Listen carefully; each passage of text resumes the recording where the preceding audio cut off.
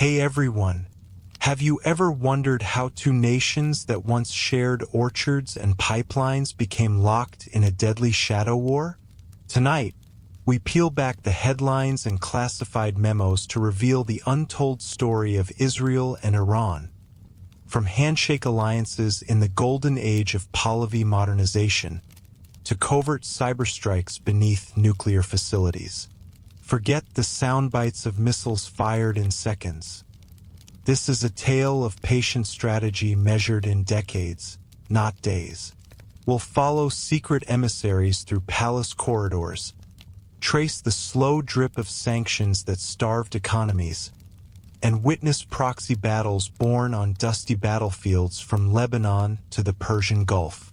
Buckle up for a journey through whispered negotiations, midnight drone raids, and barter deals sealed in coded radio chatter. This isn't the neat political drama you've heard before. It's the raw, high-stakes chess match that shaped an entire region's fate. But before we dive in, let me know if you're enjoying this kind of long, gentle history. Feel free to tap that like button and subscribe, only if you truly love what I'm doing here. And in the comments, share where you're tuning in from and what time it is in your city. I always love seeing our little bedtime crew gathering from every corner of the world. Now lower your lights. Maybe let a soft fan hum in the background and settle in. Let's ease into tonight's quiet journey together. Chapter 1: Early Israel-Iran Relations from Ancient Persia to Pahlavi Alliance. The story begins in a land of dunes and date palms, where the first whispers of Jewish exile carried across the waters of the Tigris. More than 2,000 years before modern flags and embassies, a decree issued in honor of a conqueror would bind two peoples together in ways few could have predicted. That conqueror marched from the cold hills of Media into the heart of Babylon, and with him came a promise of homecoming. The descendants of those who had once tasted the dust of Babylon lifted their eyes toward a new horizon. The crow's cry overhead mingled with prayers that rose from ruined temple stones, though no voice carried a union of states or diplomatic weight. Yet in that moment of return, in the hush that followed the crackle of burning siege engines, an ancient seed of connection took root between the land of Persia and the restored people of Israel to be. Centuries churned onward. Empires rose and fell beneath carpets of sand and stone. The Sassanid kings built great palaces of carved relief, where courtiers in flowing robes admired scenes of hunts and religious ritual. In the alleyways below, Jewish artisans hammered silver candlesticks by lamplight and shared bread with Zoroastrian neighbors at dawn's first call to prayer. Stories passed in low tones from teacher to child, tales of Cyrus the Great who welcomed exiles from foreign yokes, of distant Jerusalem's gleaming stones. A fragile equilibrium held sway for 1,000 years until the Arab conquest and the slow fade of imperial grandeur. Even as new faiths swept across Persia, the Jewish community endured, a living thread woven into the country's tapestry. The modern chapter began to stir in the early 20th century, when Persia shook off the gilded chains of Qajar rule. A constitutional revolution flared like wildfire in Tehran's teeming bazaars. Merchants and mullahs, intellectuals and artisans clamored for a voice in their own destiny. Among them sat a small but proud Jewish delegation, petitioning for schools and hospitals. They spoke of ancient rights, of equal citizenship under a new constitution. In streets lined with horse-drawn carriages, they dreamed of modern machinery, of printing presses in Persian and Hebrew alike. They could not have known then that some 50 years later their grandchildren would walk the corridors of embassies, carrying briefcases instead of petitions. Reza Shah Pahlavi emerged from the upheaval with a fierce determination to drag Persia into the 20th century. He tore down walls of tradition, building railways that rattled through deserts and factory chimneys that belched black smoke over dusty fields. He opened girls' schools, adopting Western dress codes and banning the old veils. In that whirlwind of reform, Jewish families found new openings. Young women trained as nurses in the sprawling hospitals of Tehran. Young men studied engineering at the newly founded University of Tehran. Synagogues in the city's Jewish quarter rang with lectures on modern science. The Shah cultivated a doctrine of national unity, urging every citizen to embrace a Persian identity that transcended faith. The Jewish community prospered, sending representatives to parliament and planting orchards of pomegranates beyond the city gates. When the Second World War spread its dark shadow over Europe, Persia tried to stand neutral. Britain and the Soviet Union forced their way across the mountains, stationing troops at every strategic pass. Under occupied skies, Iranian Jews faced suspicion from both sides. Some whispered of Zionist plots, others feared communist indoctrination. Yet in makeshift shelters lit by kerosene lamps, a new idea took hold. A homeland for Jews on the Mediterranean shore.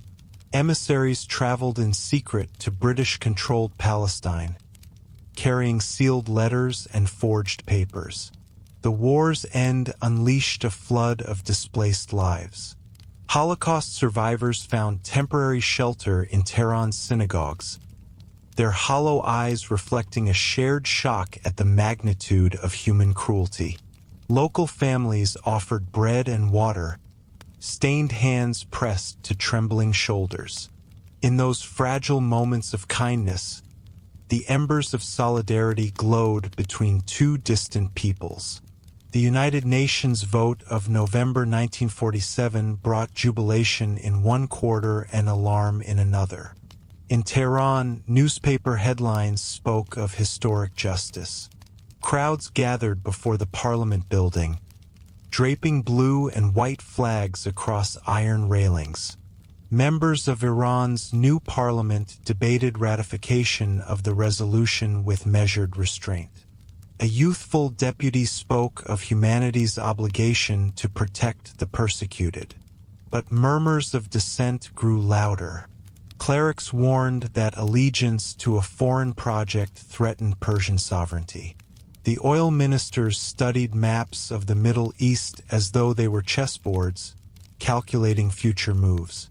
Behind closed doors, British and American envoys discussed pipelines and refineries. The nascent state of Israel sent a discreet letter of thanks. In return, Iran's foreign minister dispatched a silver-embossed note of congratulations. Friendship was sealed with decorum and mutual need rather than sentiment. By the early 1950s, Cold War anxieties cast their long shadow across the globe. Iran joined the Baghdad Pact to check Soviet expansion, while Israel positioned itself as a bulwark of Western interests in the Levant. Both capitals received clandestine support from the same intelligence services. Iranian officers trained in covert operations learned lessons from their Israeli counterparts. They met in underground safe houses, walls papered with schematics of pipelines and border crossings. Neither side admitted public involvement. The press spoke only of joint agricultural ventures in the Valley of the Jordan, where Israeli irrigation experts introduced new methods for coaxing water from barren soil. Fruit trees sprouted along dusty wadi beds, orange blossoms perfuming the air. In those orchards, pragmatic cooperation blossomed, untroubled by the great ideological battles unfolding in the north. Diplomatic flights soon connected Tehran and Tel Aviv, carrying small delegations and suitcases of armaments. Israel sold its first tanks to Iran, while Iranian oil funded the purchase of Israeli munitions factories. Behind the scenes, engineers adjusted firing trajectories as though they were plotting maps for irrigation canals. A sense of shared destiny took root, strengthened by the rhythm of cargo planes and the clatter of factory conveyors. Cultural exchanges followed. Iranian students passed through Israeli universities, living on kibbutzim and learning Hebrew along dusty dirt roads. They returned home recounting tales of communal kitchens and folk songs at harvest festivals.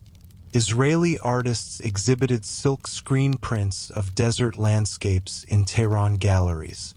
Diplomats toasted each other with glasses of pomegranate wine beneath the flickering glow of chandeliered halls. Yet, under the gleaming veneer of progress, fault lines began to crack. The Shah's secret police monitored sermons in Tehran's mosques, counting each sermon as a potential spark of sedition. Clerics who had once tolerated the Shah's reforms now denounced them as un-Islamic. Among the Jewish community, younger members questioned the wisdom of foreign entanglements. They yearned for a state of their own, even as they cherished the Persian land under their feet. In Tel Aviv, policymakers tracked the rise of religious opposition in Iran with mounting concern. They sent envoys to whisper cautionary tales in the ears of Iranian generals, urging vigilance against those who wielded faith like a sharpened blade. In 1963, the White Revolution roared forward like a speeding locomotive. Land reforms redistributed estates to peasant farmers. Literacy campaigns swept across villages where illiteracy had been the norm. Israeli advisors arrived to teach modern agronomy, demonstrating how to graft almond branches onto resilient rootstock. They walked through groves heavy with fruit, explaining photosynthesis as though it were a secret code.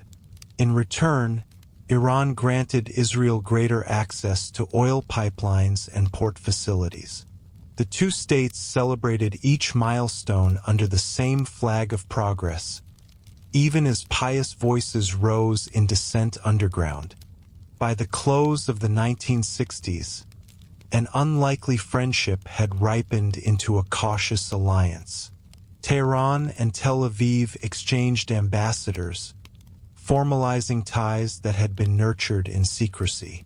Delegations toured each other's factories, speculating about future joint ventures in petrochemicals and electronics. The air hummed with possibility.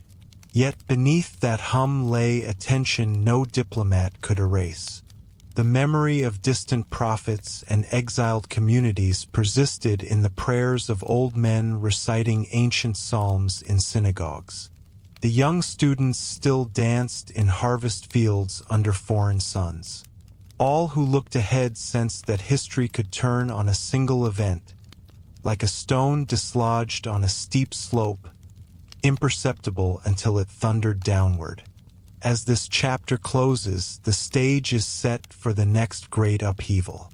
Two nations, once divided by oceans of time, had forged a bond of necessity and ambition. They shared pipelines and embassies, students and soldiers, pomegranates and prayers. The story of their friendship stood as proof that even the most unlikely allies could find common ground. Yet the soil beneath that ground was restless, ready to shatter under the weight of revolution and rivalry. The next act would cast them into opposing roles, strangers once more, entangled in a drama that would reshape the entire region. In the hush before that storm, the world looked on in hopeful silence, unaware that friendship itself can become the catalyst for conflict. Chapter 2: Cold War Cooperation, Israel-Iran Intelligence and Trade in the 1960s. A low sun glinted off the runway at Tehran's Mehrabad airport. A beat-up cargo plane rolled to a halt, its engines hissing as doors clanged open. Crates of precision instruments and crates of rifles moved down the metal ramp in tandem. On one side stood Iranian officers in crisp uniforms, their dark eyes wary but curious. On the other side stood Israeli technicians in olive fatigues, hands steady as they lifted radios stamped with Hebrew lettering. In that moment, neither soldier spoke of ideology or religion. Both faced the same rising tide of Soviet influence, and both counted the cost of remaining vulnerable. The decade had begun under a hush of secrecy and a blaze of ambition.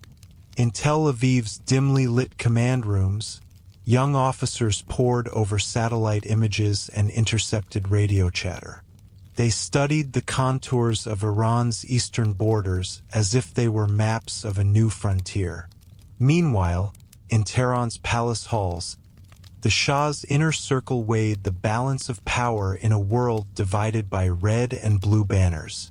Soviet tanks rumbled into Hungary in '56 and Czechoslovakia in '68, and whispers ran through Tehran's coffee houses that Moscow might soon stare down its neighbors in the south. Iran needed allies, and Israel needed oil and open skies. A bargain was born in that alignment of necessity. Intelligence cooperation began in small steps. Iranian cryptographers traveled to a clandestine facility on the outskirts of Tel Aviv. They learned to decipher coded messages and to detect Soviet cipher machines disguised as grain shipments. In return, Israeli agents studied Iran's network of tribal loyalties, plotting the desert passes where guerrilla bands might slip across borders. They practiced signals drills under the desert sun, their rifles resting against sand dunes while instructors lectured on insurgent tactics. The drills mimicked blueprints smuggled from Soviet archives. Theirs was a secret curriculum, sealed by more than parchment and wax, sealed by shared apprehension. Trade followed soon after. Israeli olive growers sent their finest jars of oil to Tehran's bustling bazaars. Stallkeepers displayed them alongside piles of saffron and pomegranates, touting them as exotic imports from a distant land. Iranian oil caravans rolled north through Turkey and across the Mediterranean, fueling Israel's fledgling petrochemical plants. The profits dovetailed into covert budgets. Every liter of gasoline that powered Iran's highways translated into radios in Israeli listening posts. Every crate of pistachios stamped with Persian script padded the margins of clandestine accounts. The alliance was woven into the sinews of commerce. In rural Iran, the changes felt almost miraculous. In a hillside village near Shiraz, farmers gathered at dawn beneath the tip of an ancient cedar. They listened as Israeli agronomists demonstrated drip irrigation, a method that funneled water directly to thirsty roots, conserving precious reserves under a relentless sun.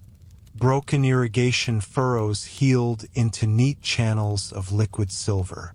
Apricot groves burst into blossom where none had bloomed in generations. Mothers cradled infants under the shade of newly planted mulberry trees, marveling at how life could spring forth in a land long thought barren. The news traveled back to Tehran, where the Shah proclaimed the program a testament to Iran's modern destiny. In Tel Aviv, a parallel transformation took place. Iranian students arrived at Hebrew University, their notebooks filled with Farsi scrawl. They wore tailored suits and carried leather briefcases stamped in gold leaf. They learned Hebrew idioms and above all learned how to build power stations and refineries. They toured kibbutz Ein Shemer, marveling at the communal harvest of cotton and grain. They sang folk songs with farmers who had once tilled Ottoman fields generations before. The students returned home with dimples and sunburn, enriched by the stubborn hope that knowledge could bridge ancient divides. Behind the cheerful face of cooperation, restless currents swirled. In Tehran, religious scholars watched the modernizing whirlwind with increasing alarm. They whispered of cultural erosion in the dark corridors of old madrasas. They noted the saffron-stained robes of peasant women abandoned for Western skirts. They saw young men pierce their ears and drape neckties under the gleaming domes of the Friday mosques. In Jerusalem, cautious diplomats tracked those stirrings. They recognized the same pattern that once toppled empires. When a ruler pushed too far, the people rose in revolt. Nevertheless, the machinery of partnership thundered forward. Iranian arms dealers haggled over missile components in Tel Aviv's shadowed workshops. Israeli pilots flew reconnaissance sorties over the Zagros Mountains, mapping garrisons hidden beneath olive orchards. Iranian scientists and Israeli specialists convened in Geneva and Paris, trading notes on ballistic trajectories as casually as bankers trading bonds. In smoky hotel lobbies, they laid the groundwork for joint ventures that would spin off into petrochemical refineries and electronics factories. Each handshake reinforced a pact written in actions rather than treaties. The public face of this alliance was not meant to last. Official press releases spoke only of cultural fairs and agricultural symposia. Iranian magazines ran light-hearted photo essays of Israeli children planting trees in the Golan Heights, accompanied by Persian captions celebrating a blossoming friendship. Israeli newspapers gushed over the latest Persian carpets imported for Kfar Saba's new cultural center. Neither side dared mention clandestine phone lines, secret vaults, or the code names etched into steel briefcases. Yet the stories in back-channel cables gleamed with adamantine resolve. Both capitals understood a simple truth. Mutual need could eclipse decades of suspicion. In cafes along Dizengoff Street, patrons speculated about the future. A taxi driver named Reza told his friend Ali about how a shipment of morphine destined for Tel Aviv had passed through his checkpoint in Kerman.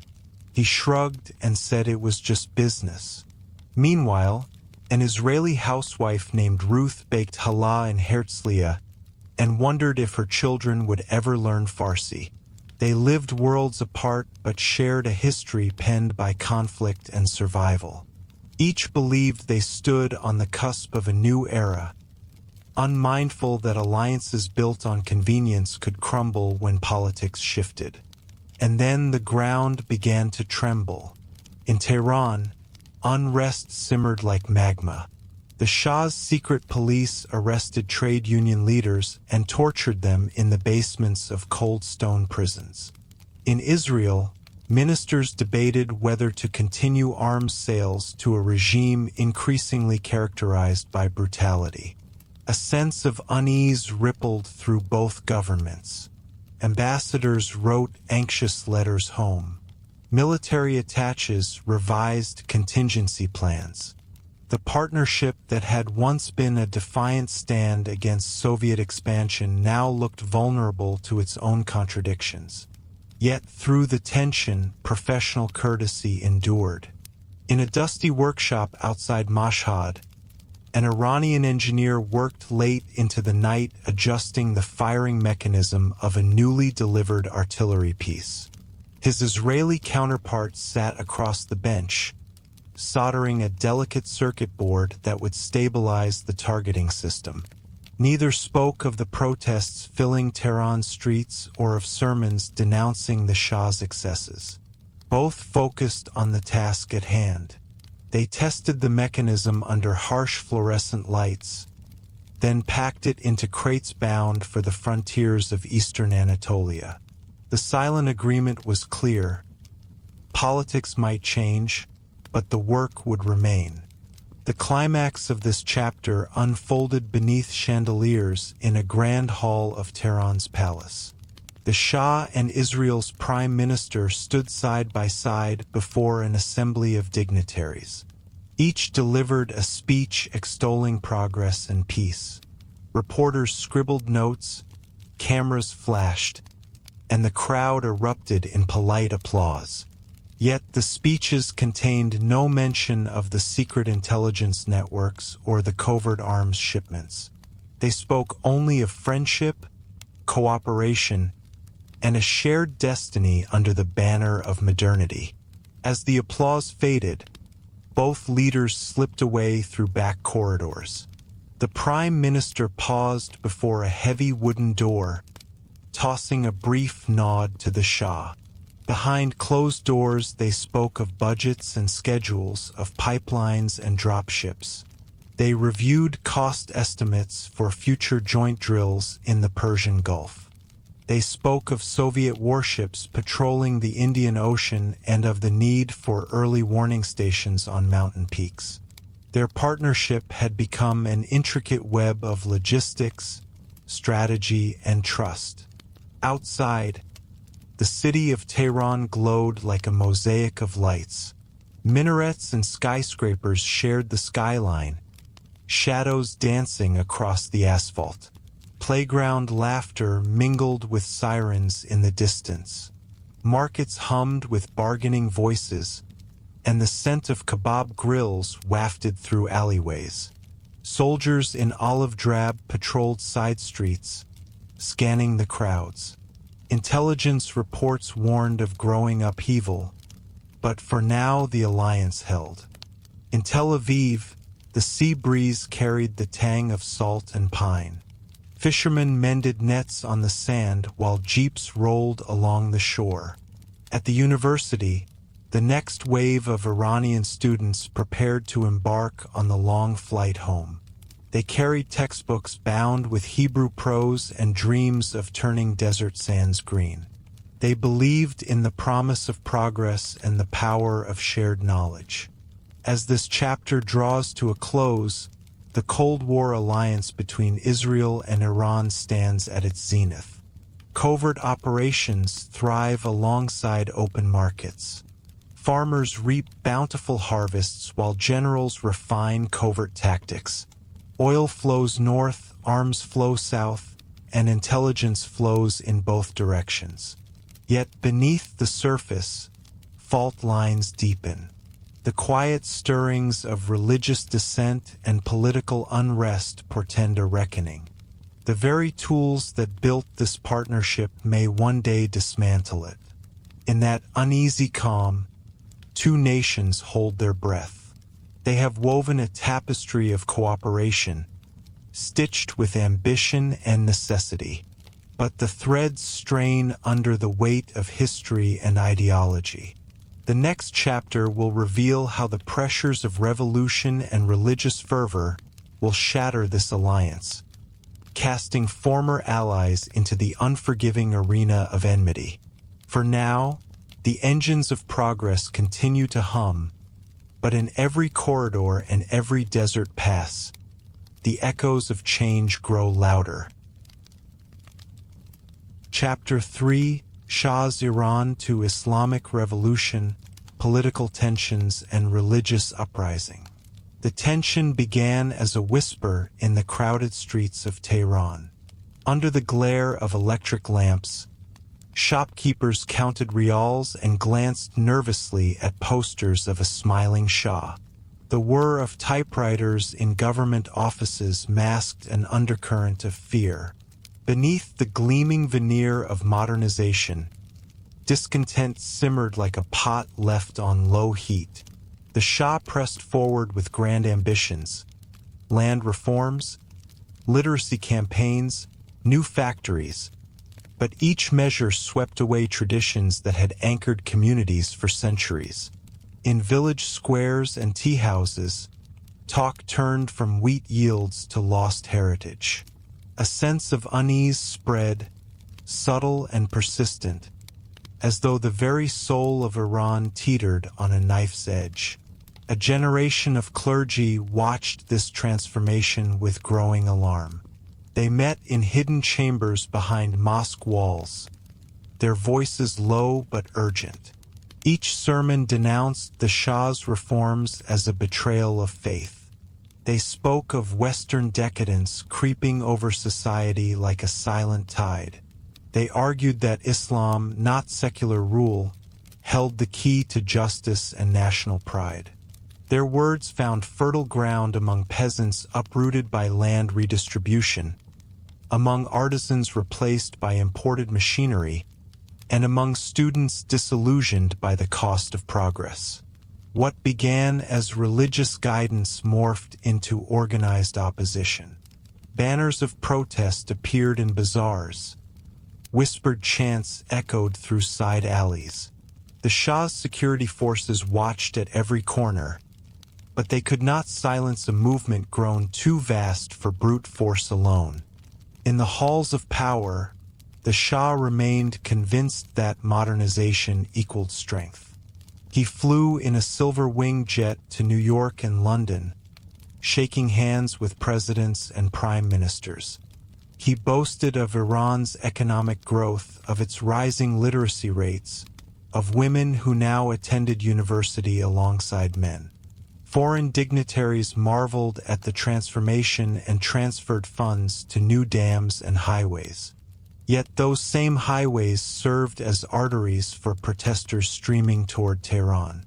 The regime's propaganda machines designed slick brochures and films celebrating progress, but underground pamphlets spread like wildfire, exposing stories of torture in secret prisons and the disappearance of political dissidents. Fear recoiled from truth, and truth found voice in every province. In rural Qom, a place as old as Islam itself, the movement gained a charismatic leader. His eyes burned with conviction. His voice rose like a clarion call. He condemned the Shah's rule not only as un-Islamic but as a puppet show orchestrated by foreign powers. He railed against American advisors quoted in secret cables, against oil contracts that funneled wealth to Western companies, against secular courts that outlawed traditional law. The clergy rallied behind him, recognizing his gift for oratory and the fervor he inspired. Pilgrims from distant villages walked for days to hear him speak. In candle-lit rooms they wept, they prayed, they pledged their loyalty. Word of his influence alarmed the regime, but his message had become too powerful to crush with mere arrests. In Tehran, the streets transformed into arenas of confrontation. Armored vehicles patrolled boulevards rimmed by palaces, while unarmed students brandished newspapers and chanted for justice. Tear gas hung in the air like a pall, and blood stained the marble steps of government buildings. Mothers rushed to hospitals carrying wounded sons. Priests performed last rites in mosque courtyards. The Shah ordered crackdowns, but each violent quelling only deepened resolve. Petitions bearing thousands of signatures were delivered to palace gates. Intellectuals penned essays decrying tyranny and predicting the fall of the monarchy. The security apparatus grew more brutal, but brutality fanned the flames. Every imprisonment, every execution, became a rallying cry for those who longed for change. Meanwhile, across the border in Israel, military attaches watched intelligence reports and traced patterns of unrest. They recognized a familiar script. When modernization disregards identity, rebellion follows. They sent back analyses to Tel Aviv, outlining the rise of religious networks and the potential for upheaval. Israeli diplomats cautioned their counterparts in Tehran to temper reforms with dialogue. The letters were polite, the advice discreet, but the Shah saw them as interference. Iran's foreign ministry lodged protests, accusing Israel of meddling. Behind closed doors, however, analysts on both sides compared notes on security protocols and the dangers of insurgency. They understood that instability in Iran could reverberate across the region. As tensions intensified, a spark ignited. In late 1978, a white-bearded cleric defied martial law by delivering a sermon from a hastily constructed pulpit in a desert plain. Thousands assembled, defying curfews and risking bullets. News of the gathering spread instantly, carried by word of mouth and smuggled recordings. The Shah's forces opened fire, turning a sea of unarmed demonstrators into a tableau of sacrifice. The desert wind carried the echo of cries and prayers. That night, Tehran trembled. More protests erupted in cities and towns. State television played scenes of the shootings, intending to deter dissent. Instead, the footage galvanized a nation. Every family knew someone lost. Every household mourned a martyr. The cleric's words, now recorded on smuggled tapes, became a mantra for revolution. The Shah, sensing the scope of the crisis, appointed new advisors and reshuffled cabinets. He reached out to opposition figures, offering limited concessions. He promised to ease censorship and release political prisoners. But his gestures rang hollow. The reforms were too late, the wounds too deep. Even those within the army who had once pledged loyalty began to question. Junior officers exchanged furtive glances as orders came down to confront civilians. In whispered conversations, they compared the price of their uniforms to the cost of lives crushed under boots. Some quietly refused to fire on crowds. Others passed intelligence to the rebels. The cohesion of Iran's security forces fractured. The revolt took on a life of its own. In every city, mosques became command centers. Volunteers from different social classes united beneath banners of faith and freedom. Teachers taught tactics alongside theology. Women organized supply lines, smuggling food and medicine to encampments hidden in olive groves and mountain valleys. The Shah's air force circled overhead, but ground resistance was resilient. Networks of safe houses and clandestine radios sustained the movement. Each successful demonstration emboldened the next. The regime struggled to maintain control amid the growing waves of defections and desertions. As the world watched, the Shah's grip on power weakened. Western allies urged him to negotiate, to share authority with moderate voices. He refused, believing that any compromise would betray his legacy. He clung to a vision of a modern Iran led by a strong ruler. But as he tightened his fist, the resolve of the people only hardened. In January 1979, the Shah boarded a jet and left Iran, ostensibly for medical treatment. His departure left a vacuum that crackled with possibility. In calm, the charismatic cleric declared victory. In Tehran, crowds surged into empty palaces, chanting for the establishment of a new government. The monarchy that had ruled for centuries dissolved in a heartbeat. In the aftermath, the country teetered between jubilation and uncertainty. Clerics formed provisional councils and debated the shape of the new state. They discussed laws derived from religious texts, determined to base governance on divine principles rather than secular edicts. They faced immense tasks: drafting constitutions, rebuilding shattered institutions, and healing a society fractured by decades of repression. The memory of torture chambers lingered.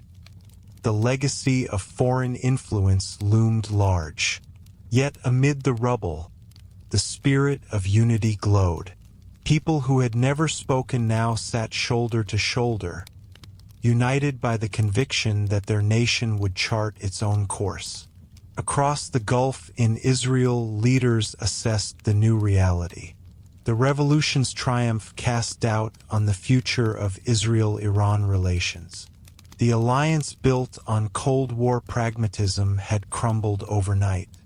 What had once been discreet channels of intelligence and trade now risked exposure under a regime that viewed Israel as an adversary.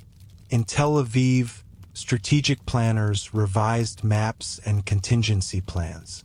They anticipated hostile rhetoric, support for guerrilla groups, and a fundamental shift in regional alignments. Yet even as they braced for a new era of enmity, some analysts wondered if the revolution's ideals might yet evolve into pluralism. They recalled the Shah's fall triggered by a call for justice and dignity, values that transcended borders. The drama of revolution reshaped not only Iran's destiny but the entire Middle East. The transformation from Shah's Iran to an Islamic republic was neither simple nor swift.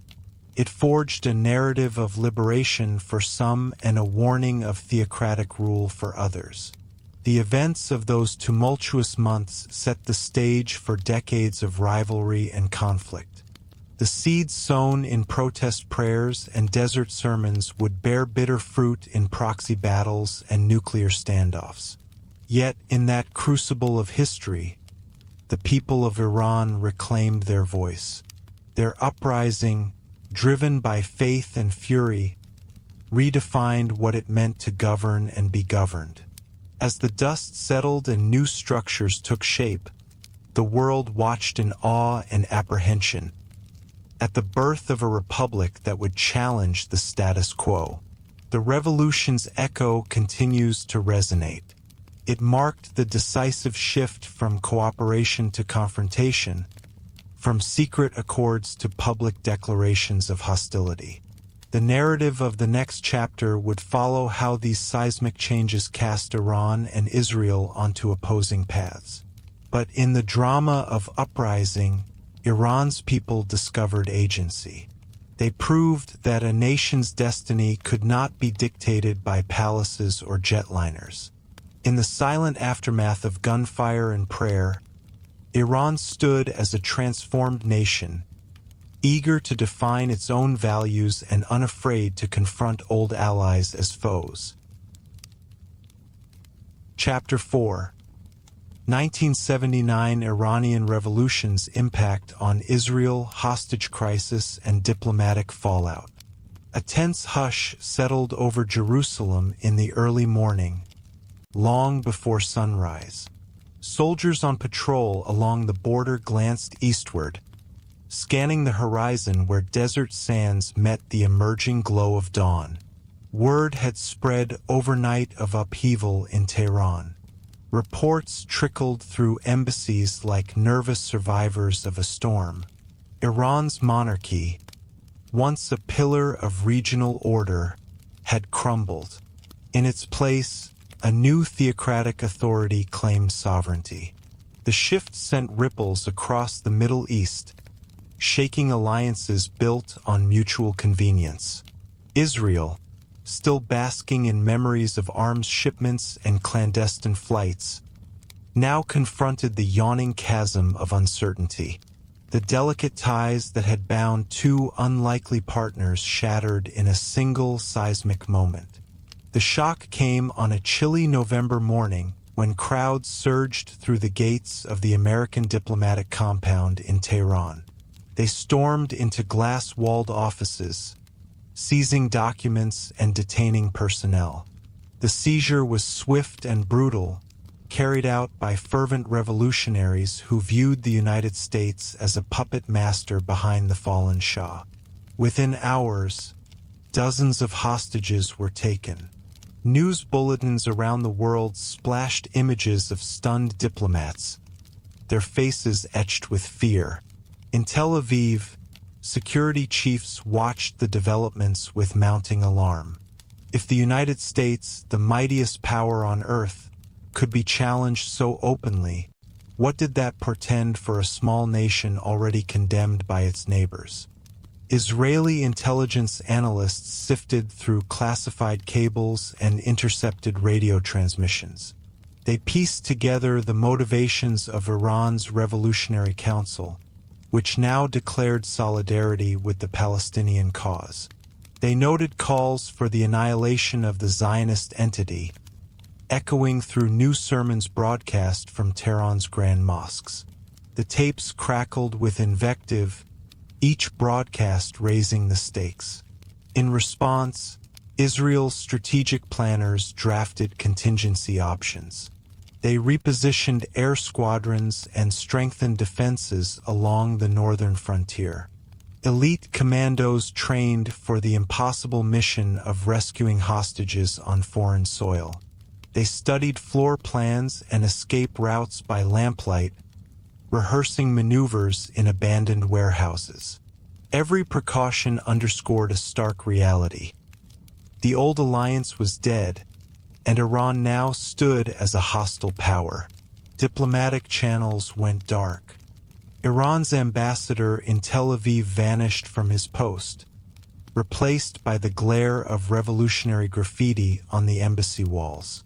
Iran's new leaders expelled Israeli diplomats from Tehran, sealing the gates with steel bars. Israel retaliated in kind, shuttering its consulate and boarding up windows. A single telephone line remained, monitored by both sides, carrying terse messages of protest and threat. Through that line, Iran's representatives denounced Israel's complicity in the Shah's crimes. In response, Israel's envoy rejected any association with the fallen regime. The exchange was a formality, an echo of hostility that everyone already felt. Meanwhile, ordinary Iranian Jews found themselves caught between roller and anvil. Families who had flourished under the Pahlavi modernizing drive now faced suspicion and scorn. Neighbors who once shared holidays in synagogues and mosques now questioned their loyalty.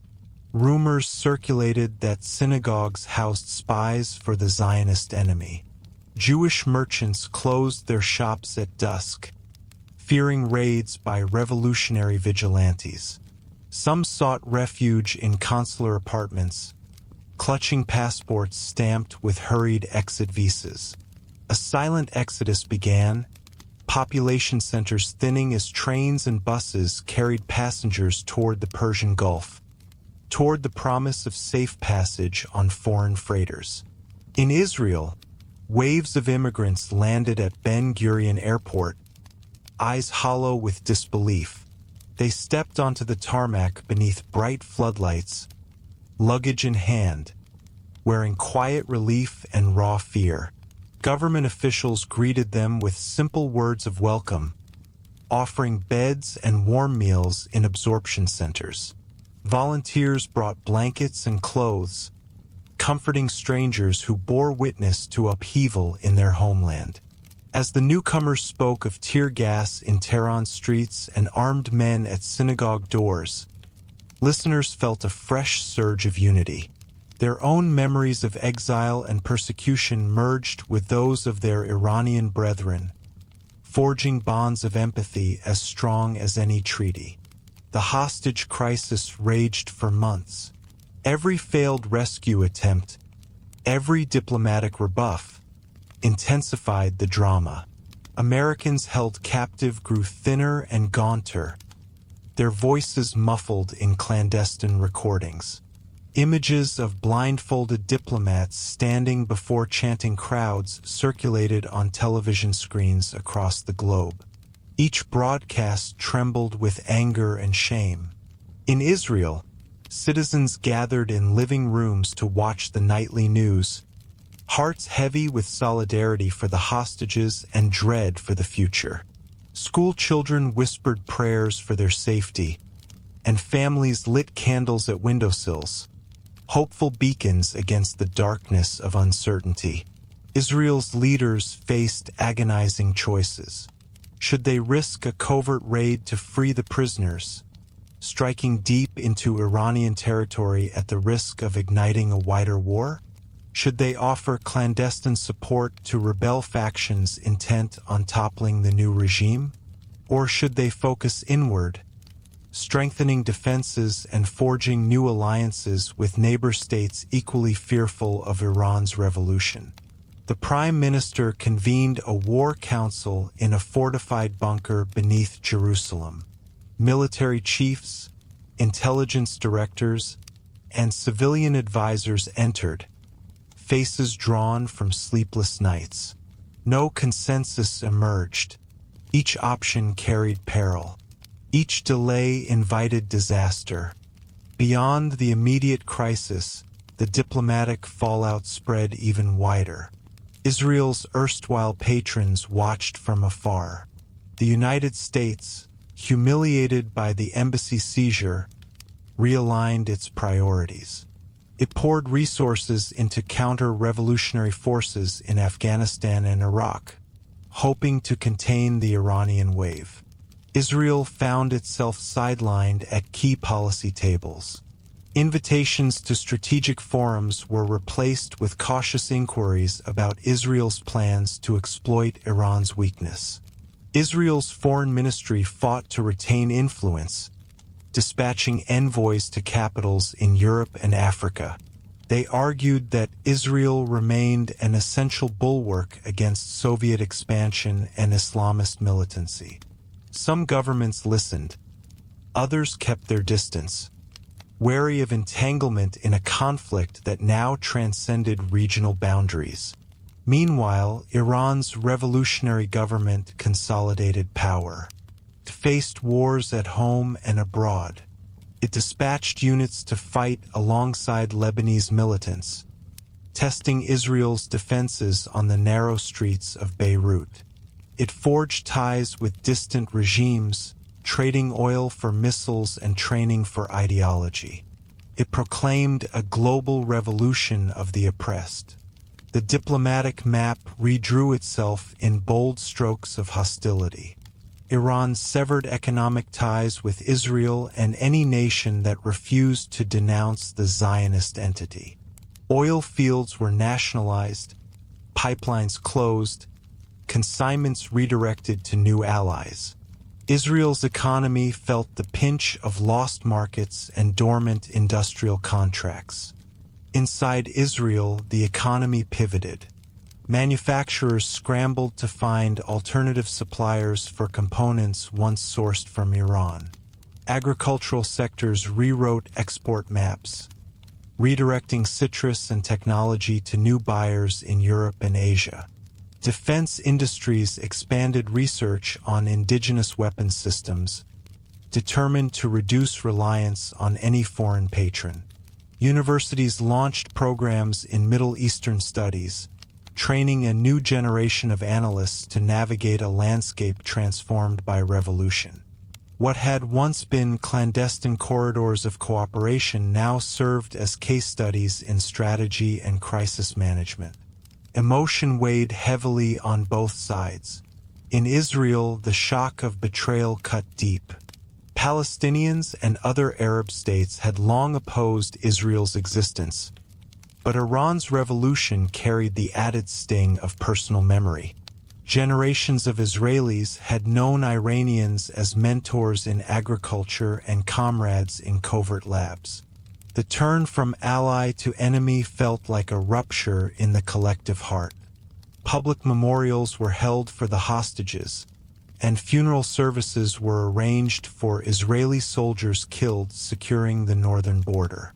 The pain fused with a steely resolve to defend the homeland against any threat, no matter the distance.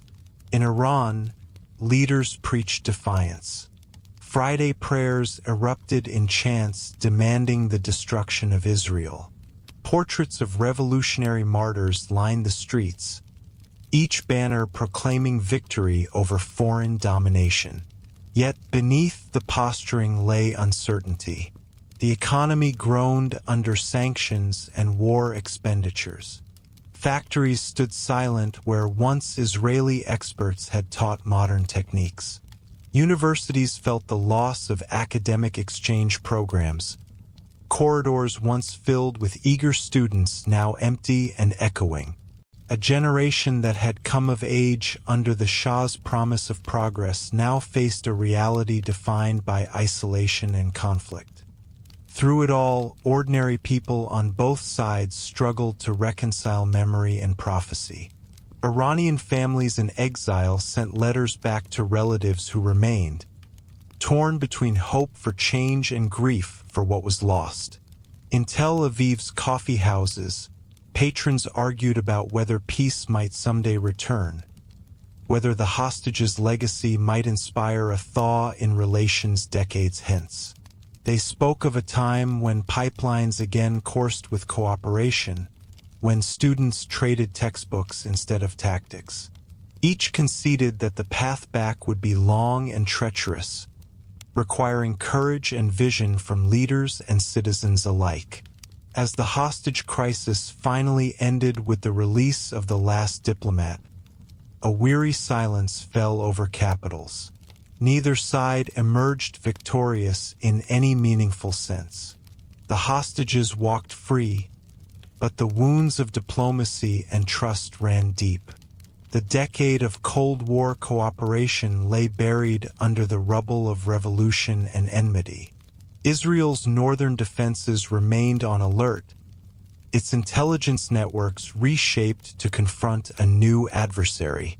Iran, confident in its revolutionary zeal, turned its gaze northward, preparing for the conflicts to come.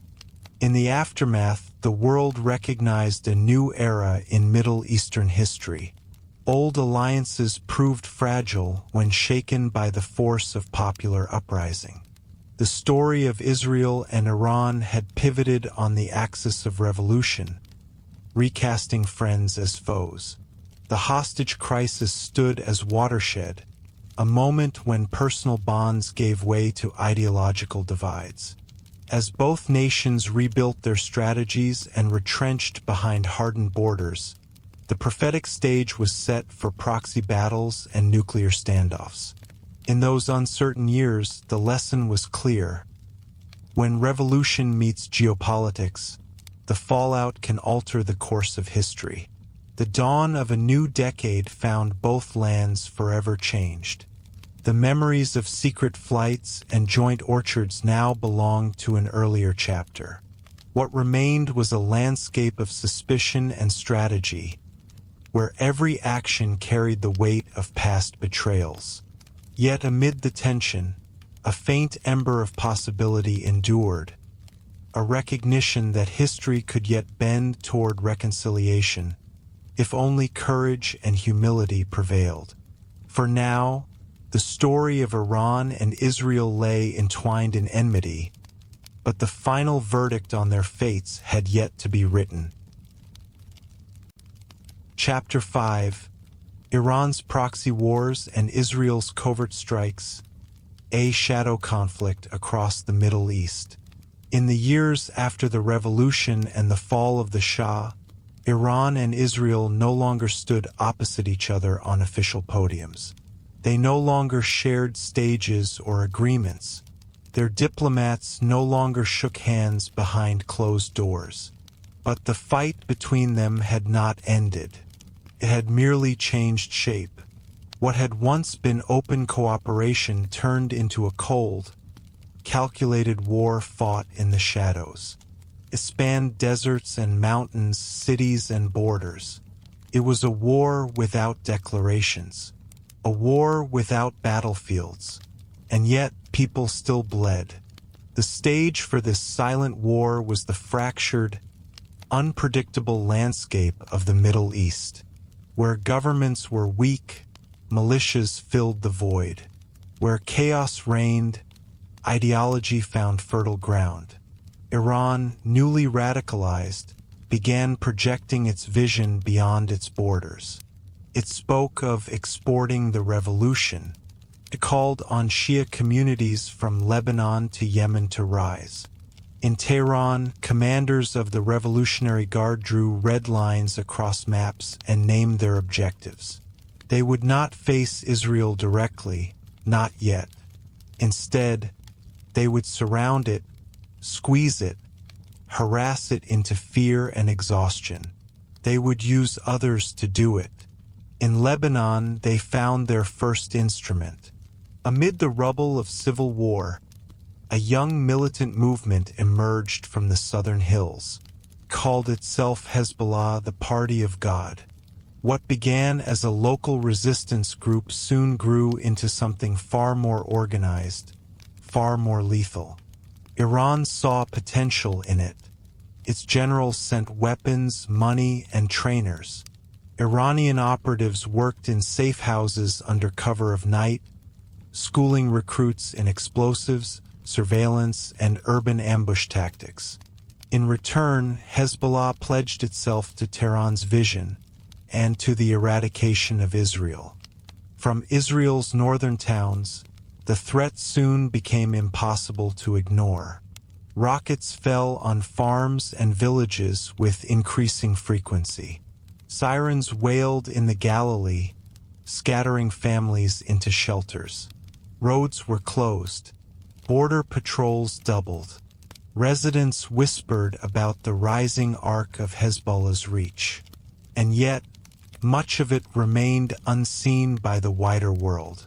There was no formal declaration, no tanks crossing borders, just a slow tightening of the noose, missile by missile, tunnel by tunnel. In response, Israel's strategy shifted toward silence. Where Iran worked through proxies, Israel answered through shadows. Intelligence officers pored over grainy drone footage, searching for signs of new weapons stockpiles. Mossad agents operated deep within enemy territory, gathering names, movements, coordinates. Covert strikes began to unfold far from Israeli soil. Weapons convoys moving through Syria vanished in sudden fireballs. Arms depots deep inside Lebanon erupted in midnight infernos. Israel never officially claimed responsibility. It did not need to.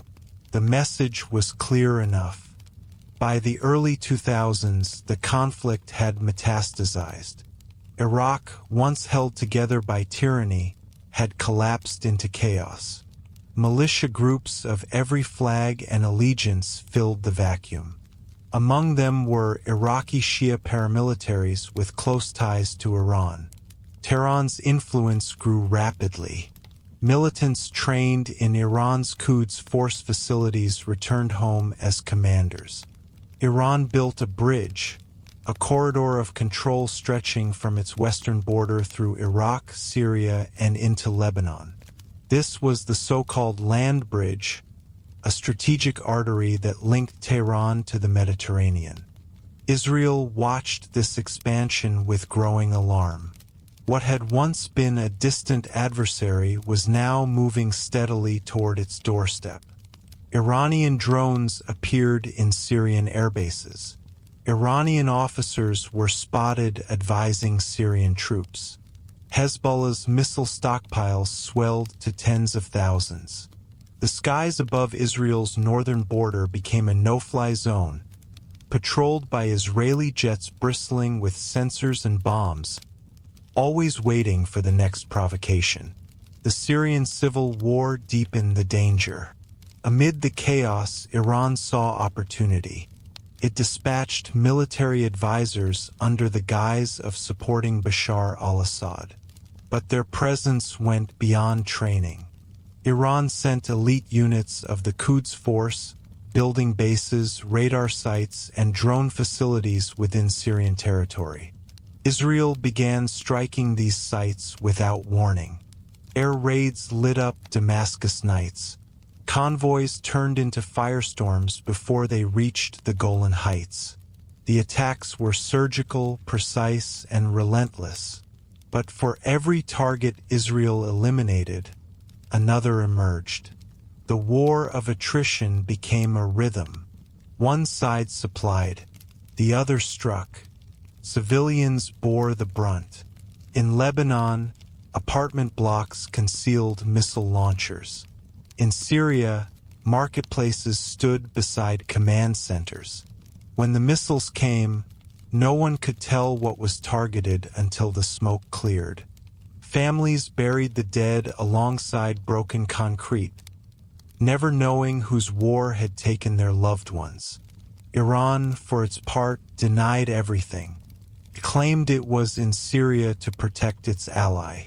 It accused Israel of aggression, of imperialism, of violating sovereignty. Israel said little. It operated on the principle of preemption. It would not wait for missiles to fall on Tel Aviv. It would destroy them in transit, in storage, in assembly. Behind each of these decisions was a growing sense of urgency and fear. Israel believed that Iran's reach had grown too fast, that inaction would be fatal. The battlefield expanded yet again. In Gaza, Hamas took note of Hezbollah's success. Though ideologically distinct, the two found common ground in their hatred of Israel and in Iran's willingness to provide funds and arms. Iranian cash flowed into the Strip through smuggling tunnels and bank wires masked by shell corporations. Militants trained with new weapons learned how to construct longer-range rockets. And soon, the same shadow conflict playing out in Syria and Lebanon was mirrored in the south. Tel Aviv became a city on edge. Air raid sirens interrupted daily life. Schools practiced emergency drills. Families kept go-bags by their doors. The Iron Dome missile defense system, once theoretical, now operated as a daily necessity. It intercepted rockets in midair, sending explosions echoing across the skyline. Children flinched.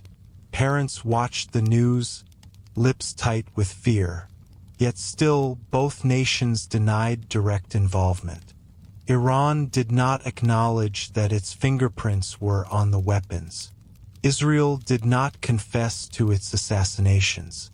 This was the nature of their war. Each side operated behind proxies and plausible deniability.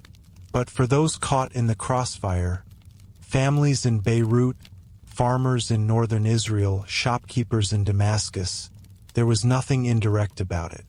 Mossad's operations grew more daring. Iranian nuclear scientists died in mysterious explosions or shootings. Laboratories caught fire in the dead of night. Advanced centrifuges malfunctioned without explanation. In Tehran, suspicion spread like wildfire. Who could be trusted? Was the enemy already inside? Security services began sweeping the homes of engineers. Paranoia took hold. Israel, meanwhile, stayed quiet, but each successful hit fed its confidence. It believed it was buying time, delaying the day when Iran might complete a bomb. The nuclear dimension hovered like a storm on the horizon. Iran insisted its nuclear program was peaceful. Israel believed otherwise. It pointed to enrichment sites buried under mountains, to facilities accessible only through labyrinthine tunnels, to ballistic missile tests thinly veiled as satellite launches. The world's powers negotiated, imposed sanctions, and then negotiated again.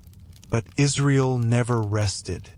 It did not trust paper agreements, trusted action.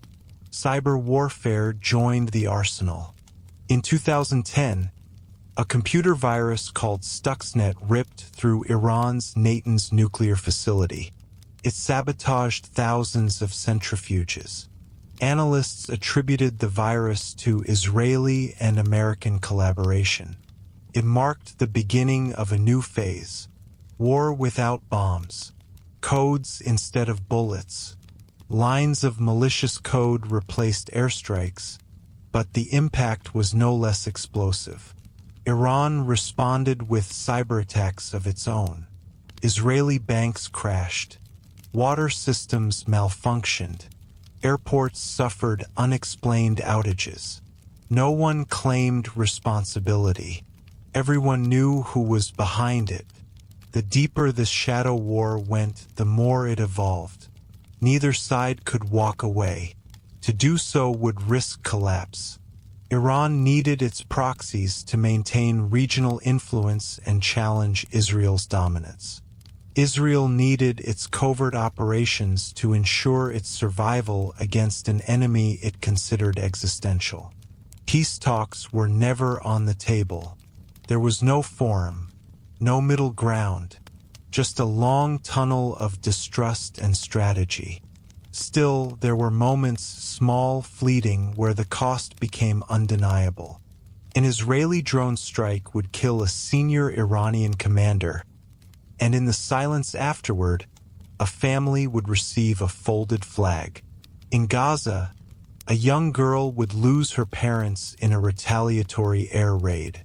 In Beirut, a Hezbollah fighter would return from Syria in a wooden box. And somewhere a parent would ask why. By the end of the 2010s, the scale of the conflict could no longer be denied. It had become a permanent feature of the region, a war woven into the daily rhythm of life. Airstrikes became headlines. Retaliations became footnotes.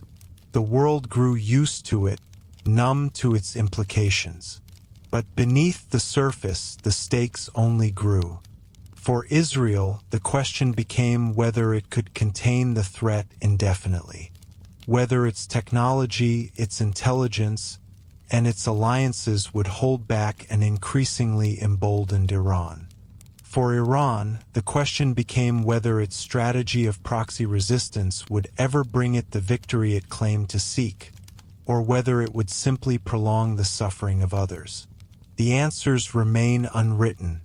The war goes on, not in battles, but in silence and smoke, in encrypted communications and ghostly trails, in bombed-out convoys and blinking satellite feeds. A war where victory is as elusive as peace. A war that never declares itself, but never ends. As the region stood poised between escalation and exhaustion, one truth held firm. The Israel-Iran conflict had outgrown its origins. It was no longer a disagreement between two nations. It had become a system of its own, self-perpetuating, self-justifying, and until the cycle is broken, the shadows will continue to fall. Chapter 6: Israel-Iran Nuclear Standoff, Sanctions, Cyberattacks, and Covert Operations. Desert sands shimmered under a relentless sun, but the air carried a far colder tension. Deep beneath the Zagros Mountains, centrifuges spun day and night in silent assembly lines. Their whirring breath promised power beyond electricity, an energy that could reshape the map of fear. In Tel Aviv, generals tracked satellite images of gleaming domes carved into the earth. Each new vault invited speculation. Each new tunnel sparked alarm. The nuclear question loomed over both nations like storm clouds over an open plain, inevitable and charged. The story began decades earlier, when Iran first unveiled its ambition to master nuclear science. It spoke of reactors to light cities and isotopes for medicine. On the surface, these claims sounded benign. In government laboratories, scientists donned crisp lab coats as they calibrated instruments. They spoke of energy independence and the promise of healthcare breakthroughs. But their equations hinted at a darker possibility: weapons-grade enrichment. Every technical paper, every shipment of centrifuge parts, stoked Israel's fear. A neighbor with bombs could threaten annihilation with the push of a button. Israel's leaders believed in preemption. They reasoned that prevention must precede production. If Iran ever crossed the threshold, no force could roll back the clock. The memory of the Holocaust etched urgency into their decisions. They invested in intelligence networks that penetrated vaults and archives. Mossad agents recruited insiders, engineers, guards, professors, each offering glimpses into hidden facilities. They smuggled blueprints and smuggled microfilms. Late at night, analysts translated code names into coordinates on dry erase maps. The hunt for nuclear triggers became the highest of priorities. Washington watched with wary eyes. The United States, once Tehran's ally, now leaned on Israel's intelligence. Joint briefings in secure bunkers presented a mosaic of data. Air samples enriched with radioactive particles, satellite photos of new reactor cores, intercepted messages about procurement of specialized alloys. Sanctions followed. Billions of dollars in oil revenue froze in foreign bank accounts. Financial institutions shunned Iranian entities. International shipping lines refused to dock at Persian ports. The economy shuddered, and people on city streets felt the pinch. Bread lines formed in Tehran's markets. Factories slowed. University research stalled. The sanctions hammered at civilian life yet carried the weight of strategic necessity. Iran answered with defiance. Its leaders wove nuclear resolve into revolutionary rhetoric. In public squares, they framed sanctions as modern siege. They claimed victimhood under the boot of Western oppression. They rallied citizens around banners of self-sufficiency, urging them to study science and technology. They opened new enrichment plants under mountain fortresses, facilities buried deep in granite, shielded from aerial assault. They tested missiles capable of delivering nuclear payloads across seas. Each missile launch punctuated Iran's message: deterrence through capability. Each new warhead design etched intent into steel. In Tel Aviv, the conviction hardened. If sanctions and diplomacy failed, other tools would be needed. Covert operations stepped into the void. The first blow came as a shadowy cyber weapon. A computer virus slipped through firewalls and USB drives. It infected control systems at Iran's main enrichment site. Centrifuges that once purred with precision began to shudder. Bearings seized. Rotors spun at blinding speeds until they tore themselves apart.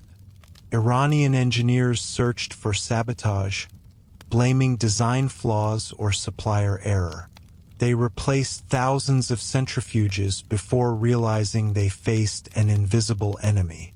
The attack, known later as Stuxnet, marked a turning point in warfare. Codes could kill machines at a distance. Bits and bytes became weapons. Iran scrambled to fortify its networks, isolating facilities from the internet. It erected digital Maginot lines around nuclear assets. But more viruses lurked in the shadows. Worms infected engineer workstations. Spyware exfiltrated procurement lists and design documents. Covert ops teams in Tel Aviv and Washington conducted nightly digital raids. Data pipelines transmitted secret exports in small bursts, encrypted, fragmented, untraceable. Meanwhile, Israeli special forces trained for armed intervention. They mapped every slope leading to fortified bunkers. They studied the layout of corridors lined with steel-reinforced doors. They rehearsed rappelling through ventilation shafts. But boots on the ground posed enormous risk. A failed operation might trigger war. An exposed team could spark direct confrontation.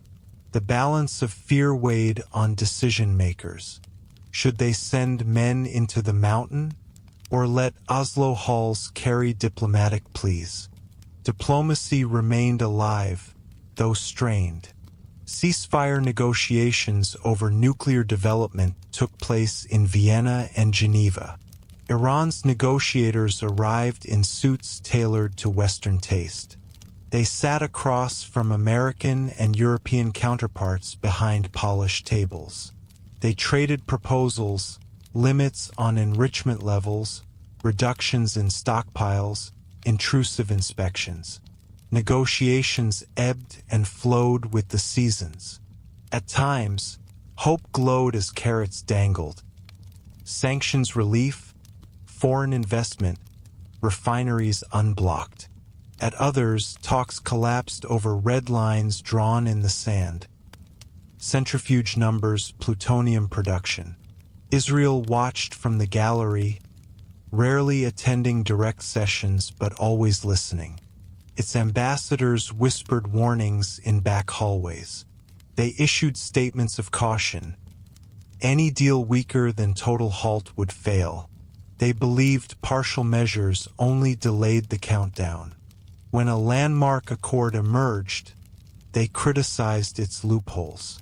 They dissected inspection clauses, pointing to gaps that could be exploited. Their mission was simple: to keep the threat in public discourse and to ensure no deal lulled the world into complacency.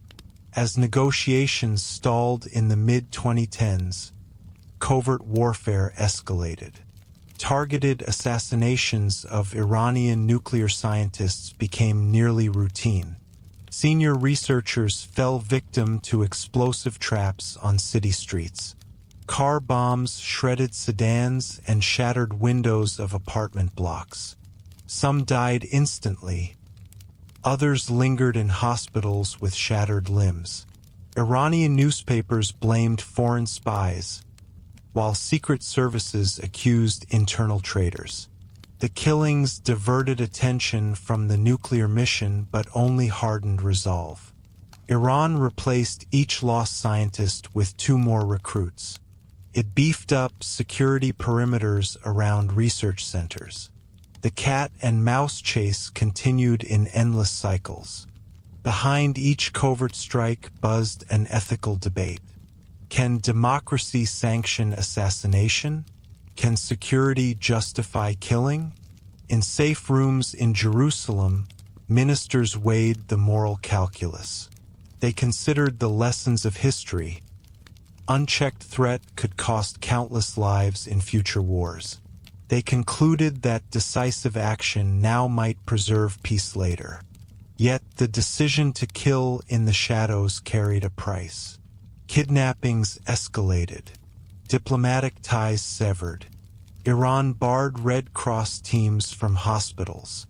The region drifted further into mistrust. The nuclear standoff took on a human face in Tehran's neighborhoods. Families walked past factories wrapped in warning signs. Children asked why their schools lacked books. Fathers lost jobs as foreign businesses balked at sanctions risk. Mothers stocked pantries with canned goods, hoping to stretch rations. Grandparents remembered years of plenty under the Shah. They whispered regret at sacrifices now demanded by politics. The public grew weary of nuclear pride while everyday needs went unmet. Protests flickered in city squares, demanding better health care and education. Hardliners blamed unrest on foreign agents. Reformers saw an opening to press for change. In Washington, policymakers tracked these fissures. They debated whether to tighten sanctions further or to offer limited relief in exchange for verifiable steps. Some argued that Iran's economy would collapse, toppling the regime. Others warned that desperation might push Tehran to race faster toward a bomb. Each camp wielded intelligence assessments like weapons. The pendulum swung between hawks and doves, negotiation and coercion. Through it all, Israel's reactors hummed under reactor domes. Its laboratories studied isotopes for peaceful use while its missiles carried warheads calibrated for precision strikes. Its people lived under threat but also under a shield of unwavering vigilance. Civil defense sirens tested weekly. Emergency drills rehearsed school evacuations. Bus drivers practiced detours. Every citizen carried in mind the possibility that nuclear terror could rain down at any moment. The training saved no lives, but it forged unity and steeled nerves. In Tehran, clerics recast the nuclear drive as a matter of national pride. Friday sermons invoked past invasions and present storms of sanctions as trials to be overcome. They framed nuclear capability as divine destiny. They elevated scientists to hero status. They dismissed Western warnings as echoes of colonialism. The narrative became binary: submission or sovereignty. No middle ground existed. Hardliners consolidated power. Reformists retreated. The spring of hope gave way to the desert of dogma. As the standoff continued, both sides sought new alliances. Iran deepened ties with Russia and China. It sold oil for military hardware. It opened political dialogue with non-aligned nations. It signed trade pacts in distant capitals to evade Western sanctions. It tested new missile systems alongside foreign partners. Israel, for its part, forged cooperative pacts on missile defense with the United States and Europe. It stationed radar arrays in Turkey and built joint training exercises in Greece. It wove a safety net of alliances to deter an Iranian advance. The shadow war evolved further into financial warfare. Israel sanctioned banks linked to Iran's nuclear sector. It blacklisted shipping lines. It lobbied global regulators to freeze accounts. It targeted front companies in Cyprus and the UAE. Investors withdrew from Iranian projects overnight when blacklists circulated. Iran responded with counter-sanctions, banning Israeli products, yanking licenses from foreign firms that complied with Western demands. The global economy felt the tug of war in shipping costs, oil prices, and stock market jitters. Traders watched conference calls and sanction lists with equal vigilance. In the digital realm, propaganda campaigns surged. Iranian media broadcast dramatized images of mushroom clouds above Tel Aviv. Iranian hackers defaced Israeli websites with revolutionary slogans. Israel retorted with memes mocking Iran's clerics and their bomb chants. Social media became another front line. Tweets and posts scrolled by millions, shaping perceptions of threat and resolve. Young people in both countries grew up with nuclear fear as an accepted part of reality. As the 2020s dawned, new proposals emerged. Track 2 diplomacy saw former generals and clerics meet in neutral venues. Back-channel letters slid between Tehran and Jerusalem via intermediaries in Gulf states. Quiet offers surfaced. Limited uranium enrichment paired with joint research in medical isotopes. The proposals carried no official weight, yet they shimmered with possibility. Both sides understood that total victory remained elusive. Nuclear arsenals cost billions. They required constant maintenance. And once built, they could never be unmade. The chapter draws to its tense close in a room filled with maps and screens. Analysts gather at Israeli Defense Headquarters to watch a live feed of seismic activity near an Iranian nuclear site. Below ground, a test blast triggers sensors.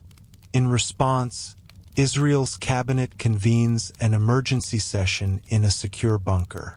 They review options: a cyber attack to disable sensors, a narrow airstrike to collapse tunnels, or a diplomatic push at the United Nations?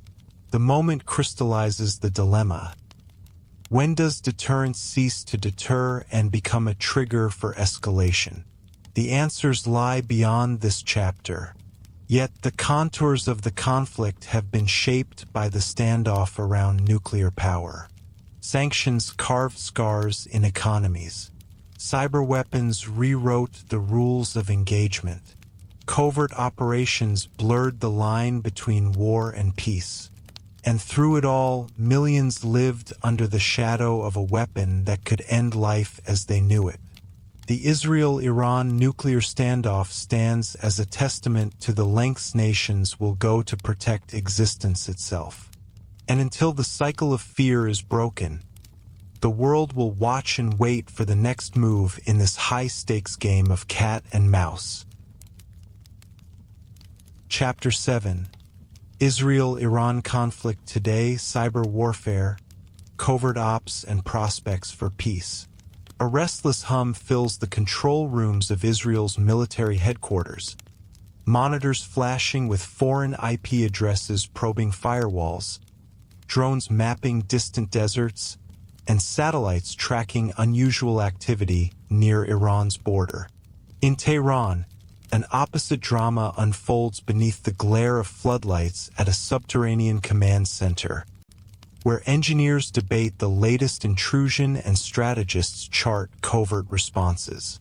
The war between Israel and Iran no longer rages on open battlefields, but in hidden layers of cyberspace, in shadowy laboratories, and in whispered negotiations.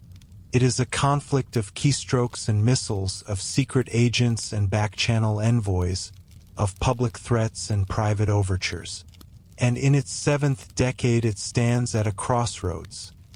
Continue the cycle of escalation or seek a path toward uneasy peace.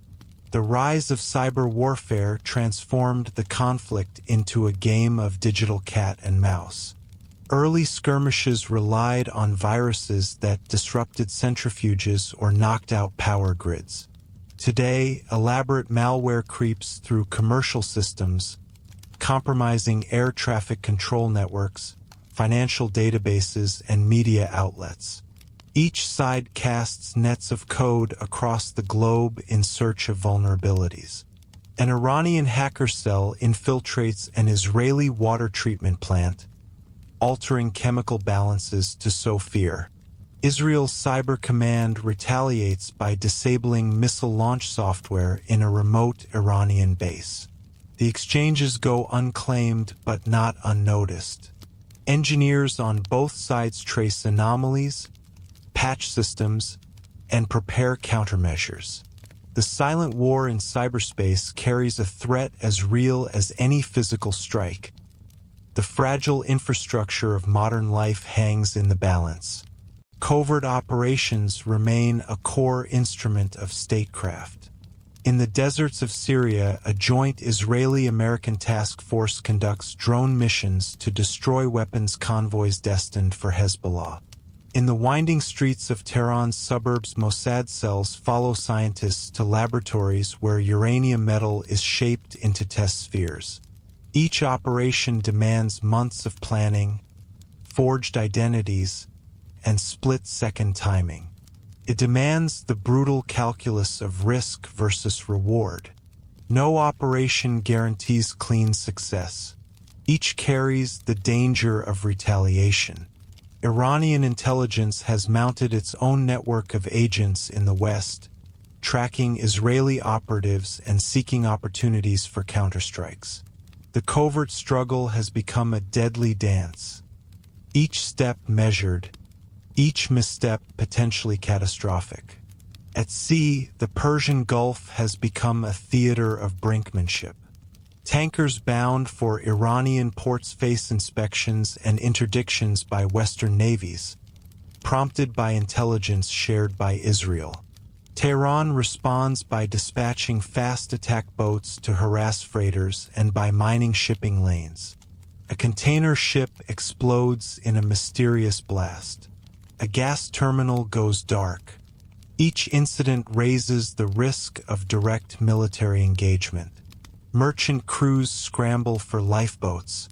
Global oil markets tremble at the slightest signal. The conflict has spilled into maritime lanes, where a single miscalculation could spark a broader war. Beyond cyberspace and covert missions, the battle for hearts and minds intensifies on social media and in cultural arenas.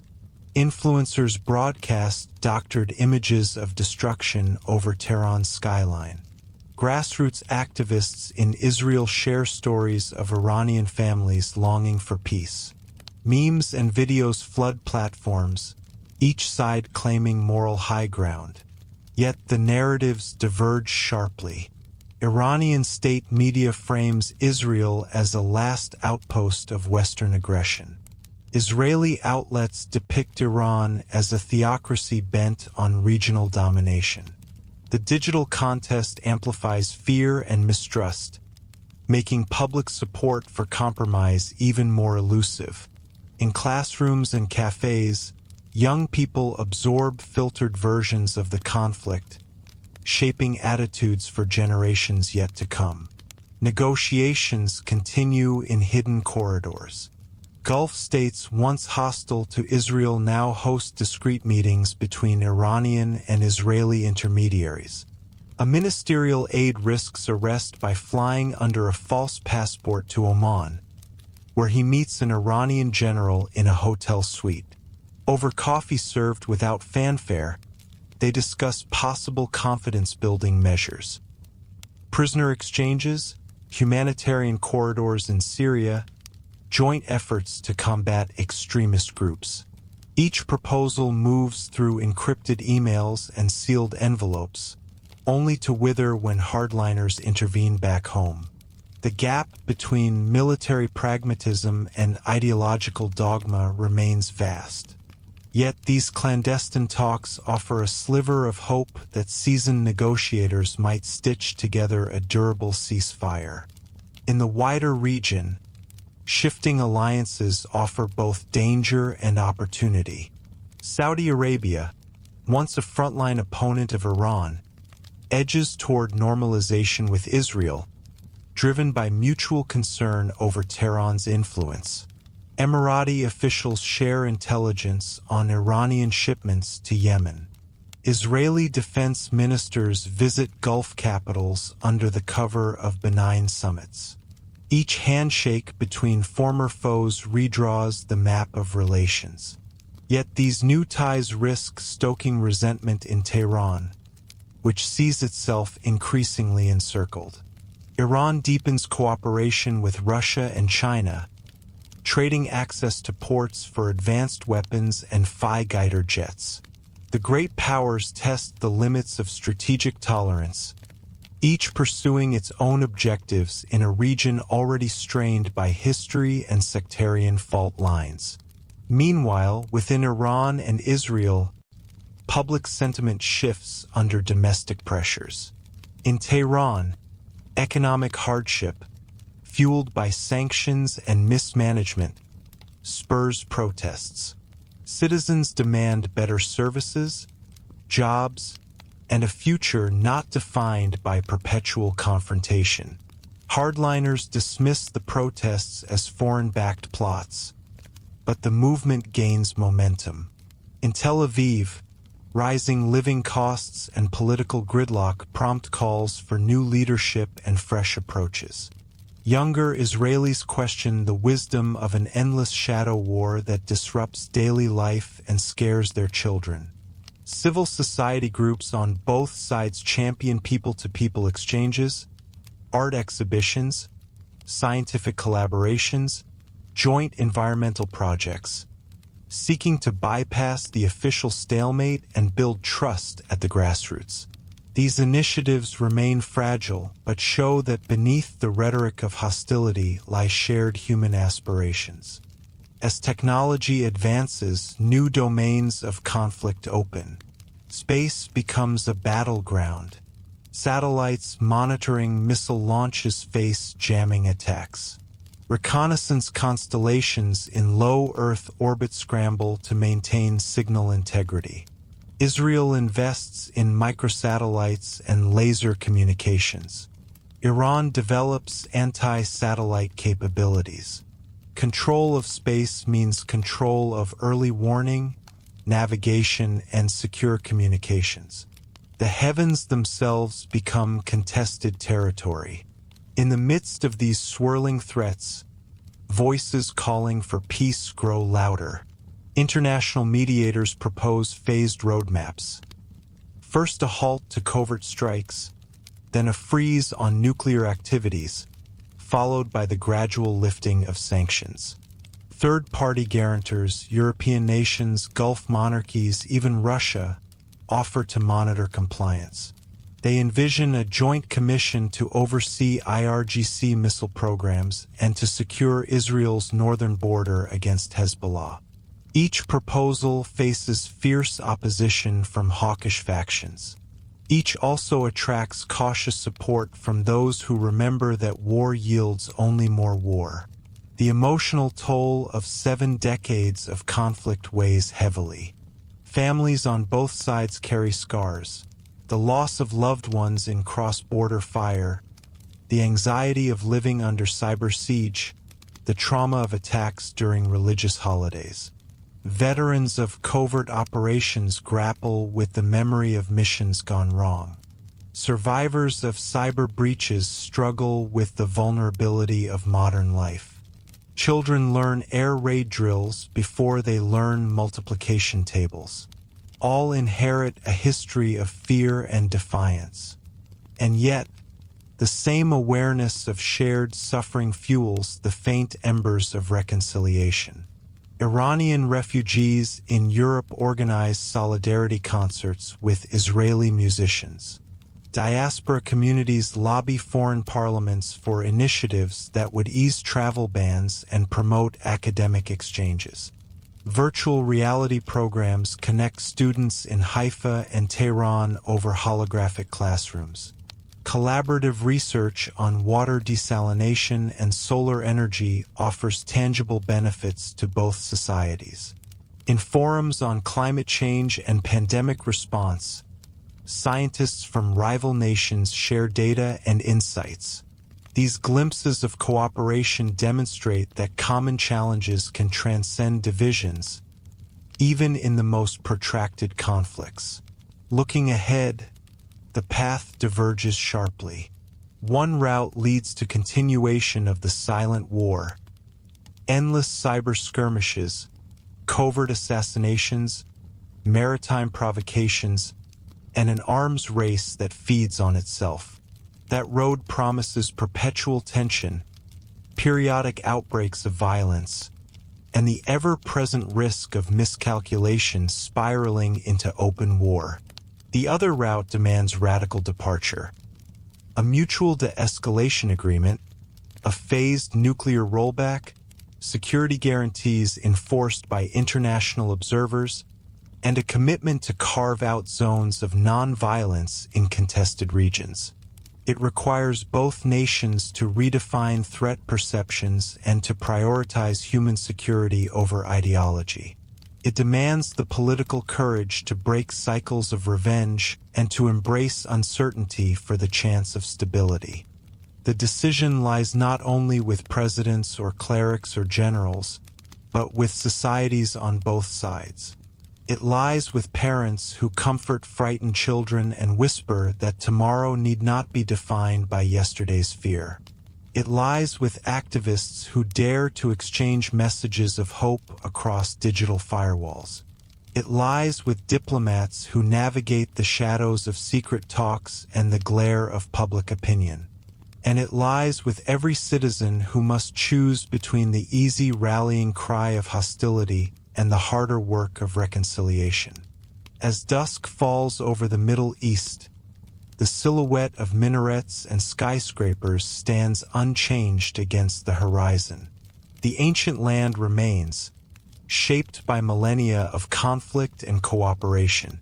The latest chapter in the Israel-Iran story could end in perpetual stalemate, or it could bend toward a fragile accord that preserves security while opening doors to dialogue.